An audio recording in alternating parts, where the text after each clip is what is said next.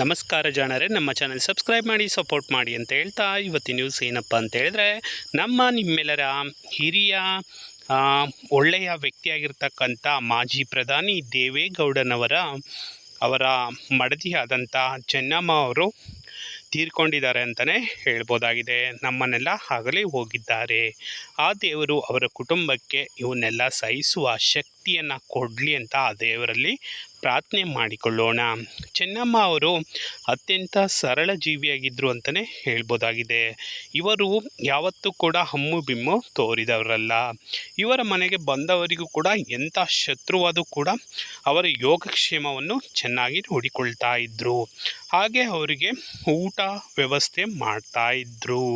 ಚೆನ್ನಮ್ಮ ಅವರು ಪ್ರಧಾನಿಗಳ ಹೆಂಡತಿಯಾಗಿದ್ದರೂ ಕೂಡ ಇವರು ಯಾವುದೇ ಸೊಕ್ಕನ್ನು ತೋರಿಸ್ತಾ ಇರಲಿಲ್ಲ. ಈಗಿನ ಕಾಲದ ಜನರು ಇದನ್ನು ಅಳವಡಿಸಿಕೊಳ್ಳಬೇಕಾಗಿದೆ.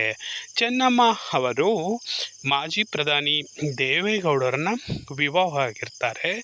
ಇವರಿಗೆ 2001ರಲ್ಲಿ ಆ್ಯಸಿಡ್ ದಾಳಿ ಕೂಡ ಆಗುತ್ತೆ.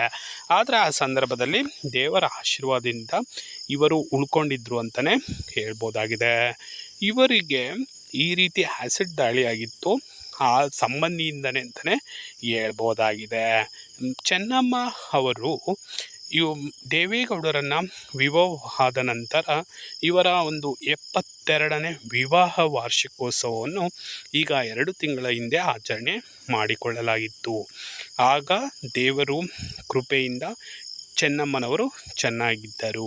ಆದರೆ ಇದ್ದಕ್ಕಿದ್ದಾಗೆ ಅವರ ಆರೋಗ್ಯದಲ್ಲಿ ಏರುಪೇರಾಗಿ ಬೆಂಗಳೂರಿನ ವಿಕ್ಟೋರಿಯಾ ಮಣಿಪಾಲ್ ಆಸ್ಪತ್ರೆಯಲ್ಲಿ ನಿಧನರಾಗಿದ್ದಾರೆ ಅಂತಲೇ ಹೇಳ್ಬೋದಾಗಿದೆ. ಅವರಿಗೆ 6 ಜನ ಮಕ್ಕಳಿದ್ರು. ಅದರಲ್ಲಿ HD ರೇವಣ್ಣ ಅವರು ಒಬ್ಬರು ಮತ್ತು HD ಕುಮಾರಸ್ವಾಮಿಯವರು ಅಂತಲೇ ಹೇಳ್ಬೋದು. ಇನ್ನೂ 4 ಜನ ಹೆಣ್ಮಕ್ಳಾಗಿರ್ತಾರೆ. ಚೆನ್ನಮ್ಮ ಅವರು ಇಲ್ಲಿಗೆ ಸರಿಸುಮಾರು 89 ವರ್ಷ ಬದುಕಿದ್ರು ಅಂತಲೇ ಹೇಳ್ಬೋದಾಗಿದೆ.